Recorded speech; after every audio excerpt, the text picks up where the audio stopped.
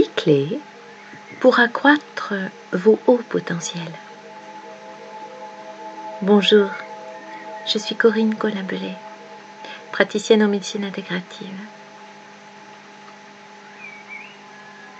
Cheminer vers vos plus hauts potentiels se caractérise par une attitude générale qui va puiser au fond de vous une connaissance juste et appropriée au développement de votre agilité cérébrale, de votre sensibilité émotionnelle, de votre intelligence intuitive.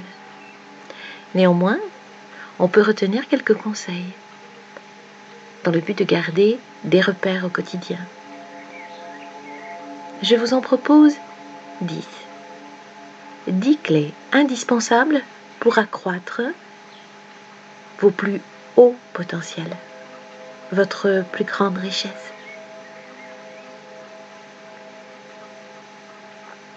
La première, ne confondez plus vos désirs et vos besoins. Il y a ce qui est fondamental à la vie et à votre développement, et il y a les apparats. Vous savez, les à peu près, qui n'apportent que très peu d'eau au moulin de votre existence. Passez au crible du besoin et du désir, tout ce qui caractérise votre vie et vos envies, vous aidera probablement à faire du ménage et à revenir à votre verticalité d'être doué de la vie.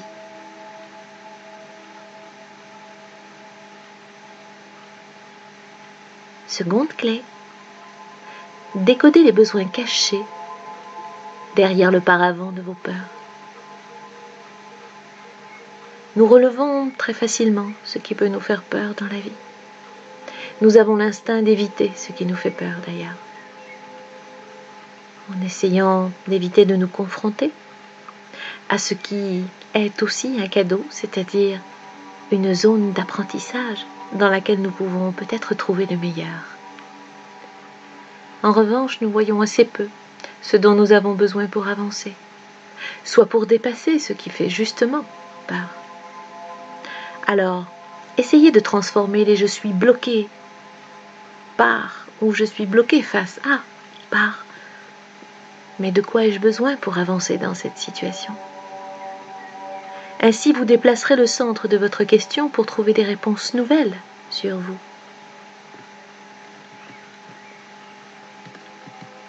Troisième clé, arrêtez de vous comparer.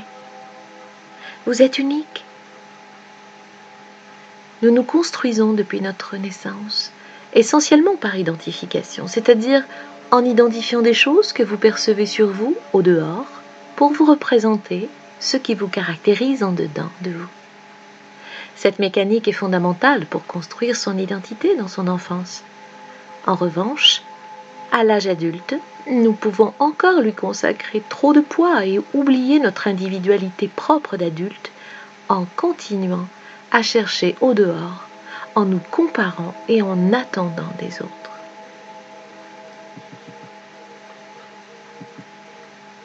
Quatrième clé, s'il vous plaît, apprenez à dire non.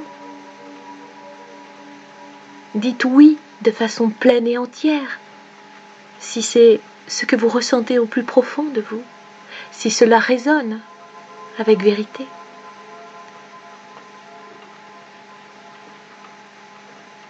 Parce que dire oui, de cette manière, c'est aussi savoir dire non par ailleurs. Lorsque nous pesons au plus juste de ce qui est respectable et non respectable pour notre construction, alors nous pouvons déterminer la bonne réponse à apporter. Encore faut-il ne pas être un béni oui-oui et savoir dire non lorsqu'il le faut. C'est aussi comme cela que vous vous respectez. Vous respectez votre rythme, votre intégrité. Cinquième clé, laissez reposer les choses. Notre cerveau n'émet pas de réponse réfléchie dans l'immédiateté. Cela lui est impossible. Votre système nerveux peut émettre une réponse, mais une réponse qui sera seulement mécanique si vous forcez dans la seconde. Alors il faut laisser reposer. Apprenez à ne pas répondre à vos détracteurs tout de suite. Ne donnez pas une réponse dans l'immédiateté à un projet important. Votre cerveau a besoin de temps, y compris face à une agression. Cultivez l'art de renvoyer les questions à leurs auteurs, ne serait-ce que pour gagner un petit peu de temps. Peut-être vous désengager aussi de l'immédiateté de l'émotion et de son énergie très chargée dans l'instant.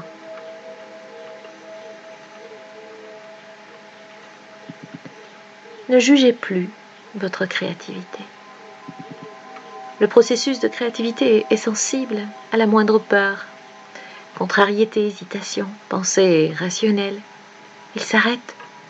Face à une question, une réalisation à mener, un projet à orchestrer, une nouveauté à affronter, en plus de se laisser reposer, apprenez peut-être à gribouiller. Retrouvez ou découvrez le plaisir d'écrire, de raconter, de dessiner, de schématiser. Laissez libre cours à toutes les idées, même les plus idiotes à vos yeux rationnels. Ne jugez pas votre créativité. Laissez-la se déverser. Elle est en direct de votre enfant libre. Ce n'est qu'ensuite que vous ferez le tri, mais pas avant, sinon vous vous privez d'un flot énorme d'informations et de sensations. 7e clé, la carte n'est pas le territoire. L'humain a un besoin prégnant de tout expliquer, de tout catégoriser.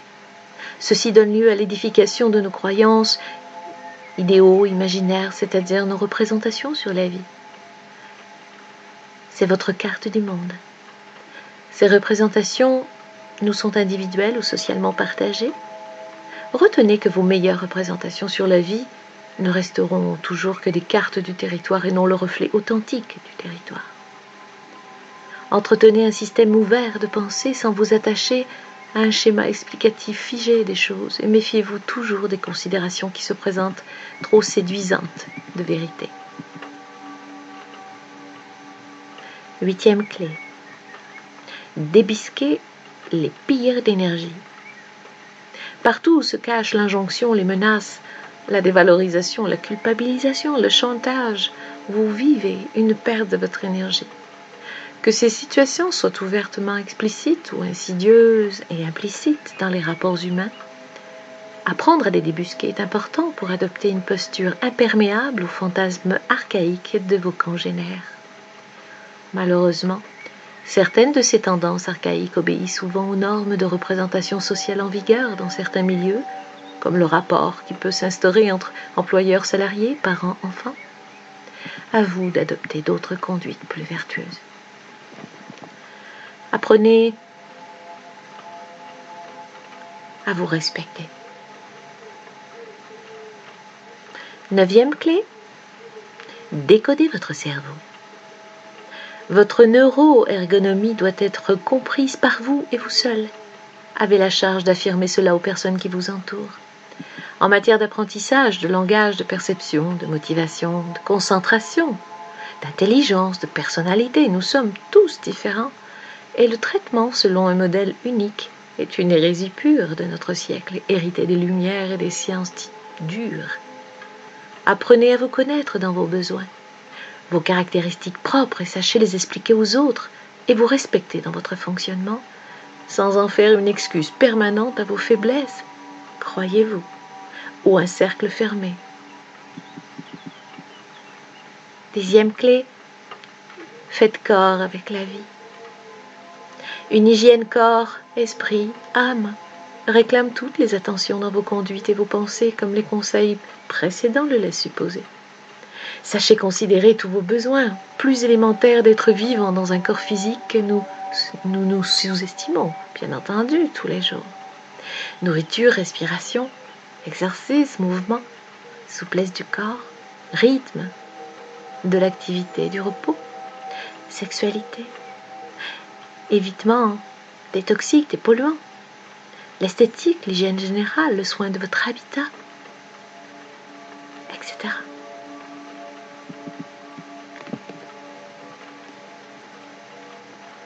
des préceptes simples pour se respecter, respecter la vie et enfin accéder aux zones les plus puissantes, les plus riches de votre monde intérieur. Alors,